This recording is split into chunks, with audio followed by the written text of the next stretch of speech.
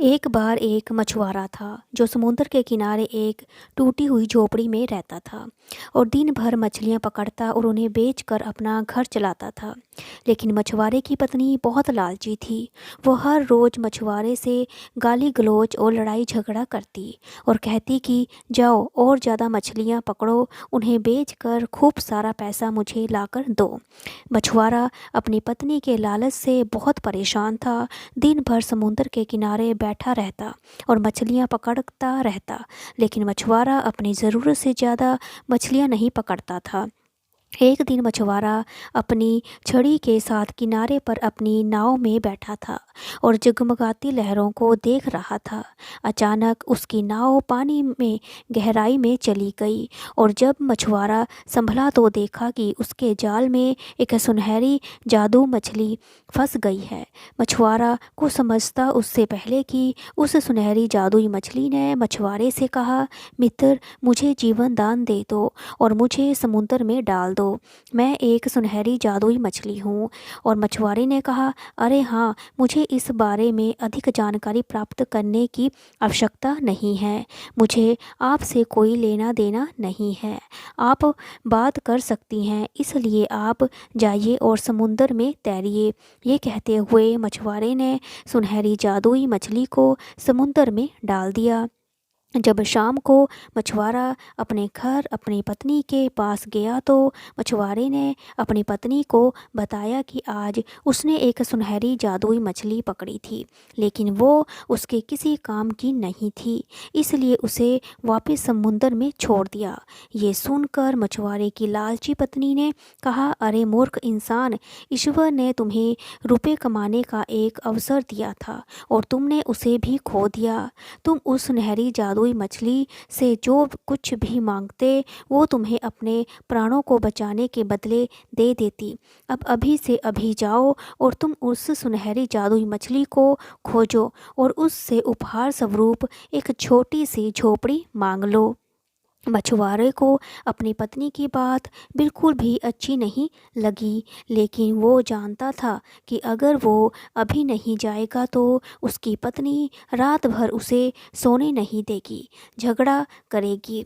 इसलिए मछुआरा समुद्र के किनारे पर चला गया और समुद्र के किनारे पर खड़ा होकर ज़ोर ज़ोर से चिल्लाने लगा, हे समुद्र की सुनहरी जादुई मछली, कहाँ हो तुम और क्या तुम मुझे सुन सकती हो? मेरी पत्नी ने मुझे तुम्हारे प्राण बचाने के बदले में उपहार मांगने के लिए भेजा है।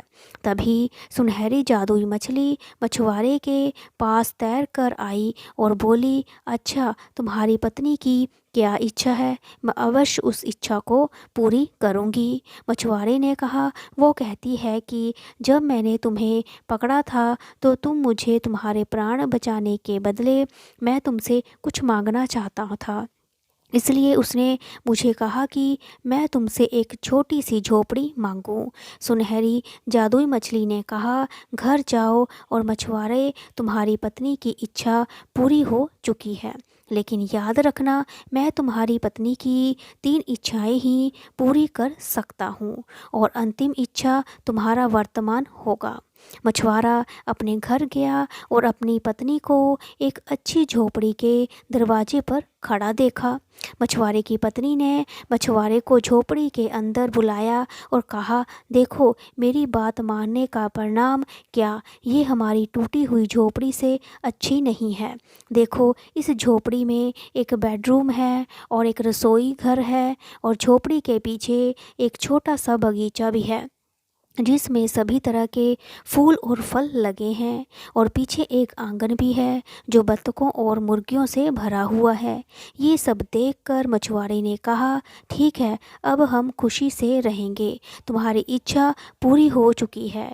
2-3 सप्ताह तक तो सब कुछ सही चल रहा था।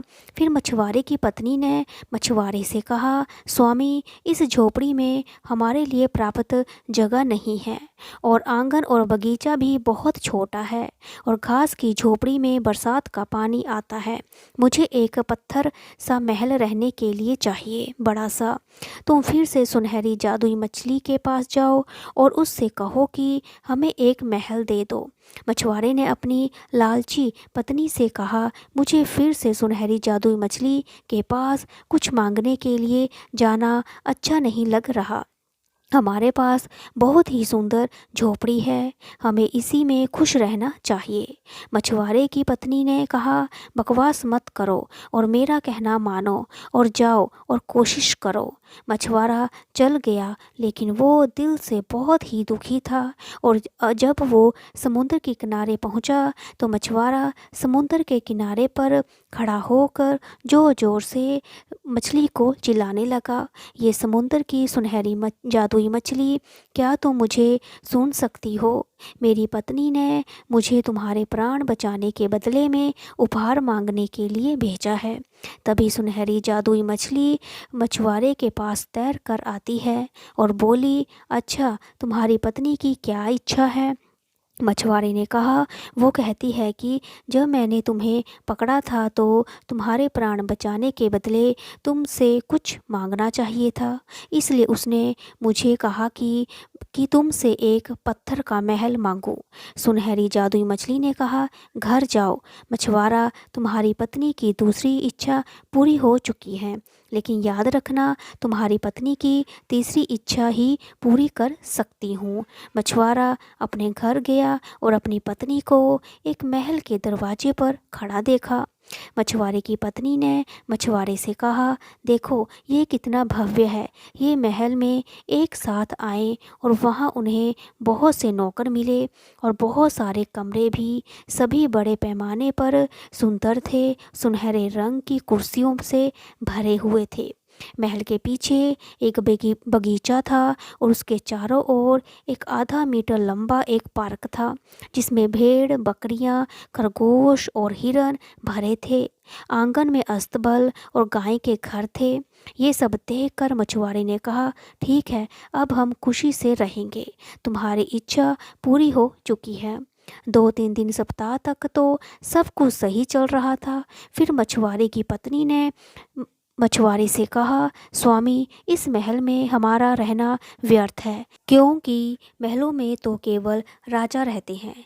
तुम सिर्फ फिर से सुनहरी जादुई मछली के पास जाओ और उससे कहो कि मुझे राजा बना दे। मछुआरे ने अपनी लालची पत्नी से कहा, मुझे फिर से सुनहरी जादुई मछली के पास कुछ मांगने के लिए जाना बिल्कुल भी अच्छा नहीं लग रहा। हमारे पास बहुत ही सुंदर महल और ज़रूरत का सब कुछ है।